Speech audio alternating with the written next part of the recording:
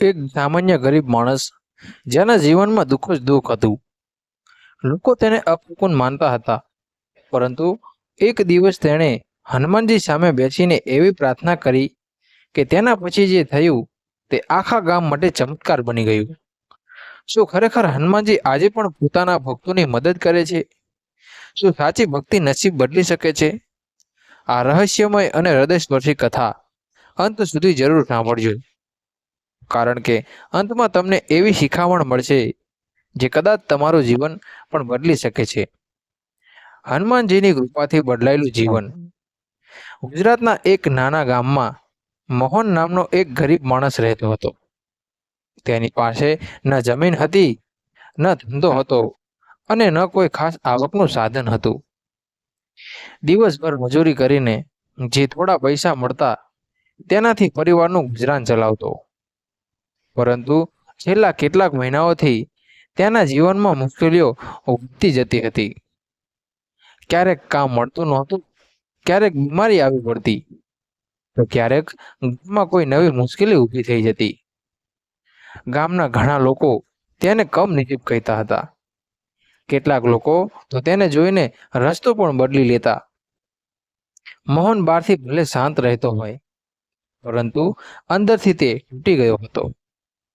એક રાત્રે જ્યારે તે પોતાના ઝૂંપડામાં બેઠો હતો, ત્યારે તેની માતાએ કહ્યું, બેટા, દુનિયા ભલે તને છોડી દે, પણ ભગવાન પોતાના ભક્તને ક્યારેય નથી છોડતા.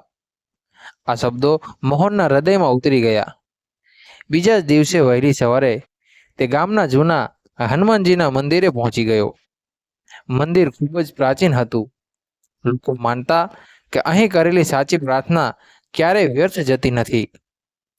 મોહન દરરોજ ત્યાં જવા લાગ્યો.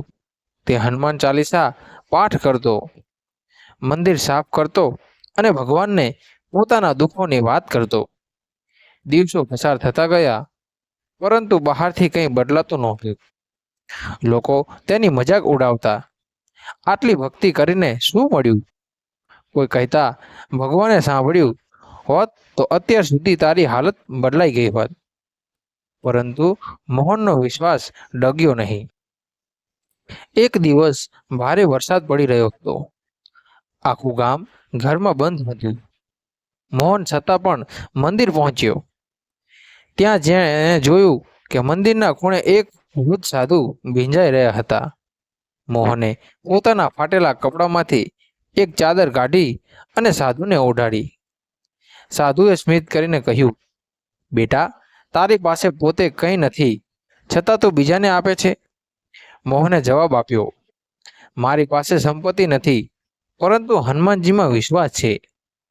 સાધુએ તેની આંખોમાં ઊંડે સુધી જોયું અને આશીર્વાદ આપ્યા. બીજા દિવસે સવારે જ્યારે મોહન ઉઠ્યો, ત્યારે તેના જીવનમાં એક અજાણી ઘટના બની. વર્ષો પહેલા ગુમ થયેલો એક જૂનો મિત્ર ગામમાં આવ્યો. તે હવે મોટો વ્યાપારી બની ગયો હતો. તેણે મોહનની પરિસ્થિતિ જોઈને અને તેને પોતાના ધંધામાં કામ આપવાની ઓફર કરી. શરૂઆતમાં મોહનને વિશ્વાસ ન આવ્યો, પરંતુ ધીમે ધીમે તેની આવક વધવા લાગી. ઘરની સ્થિતિ સુધરવા લાગી. લોકોનો વ્યવહાર પણ બદલવા લાગ્યો. પરંતુ સૌથી મોટો ચમત્કાર હજુ બાકી હતો. એક દિવસ મોહન ફરી તે જ મંદિરે ગયો. તેને તે વૃદ્ધ સાધુ ફરી દેખાયો નહીં. મંદિરના પૂજારીને પૂછતા તેમણે કહ્યું કે છેલ્લા ઘણા વર્ષોથી અહીં એવો કોઈ સાધુ આવ્યો જ નથી. મોહન ચોંકી ગયો. તેને એ દિવસ યાદ આવ્યો જ્યારે સાધુએ આશીર્વાદ આપ્યા હતા. તેની આંખોમાં આંસુ આવી ગયા અને તેને લાગ્યું કે કદાચ એ કોઈ સામાન્ય માણસ નહોતો. કદાચ એ હનુમાનજીની જ કૃપા હતી. હવે મોહન પૈસાદાર બન્યો હતો, પરંતુ તેણે ક્યારેય અહંકાર કર્યો નહીં.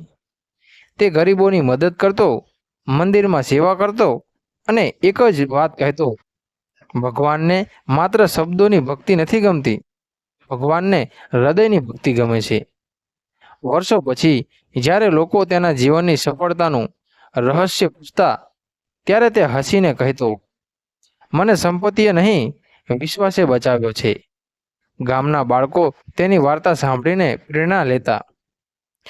લોકો તેને આશીર્વાદ આપતા અને મોહન દર શનિવારે હનુમાનજીના મંદિરે જઈને એક જ પ્રાર્થના કરતો, હે બજરંગબલી, મને ક્યારેય મારા સારા દિવસોનો ગર્વ ન આવે અને ખરાબ દિવસોમાં તમારો વિશ્વાસ ન તૂટે.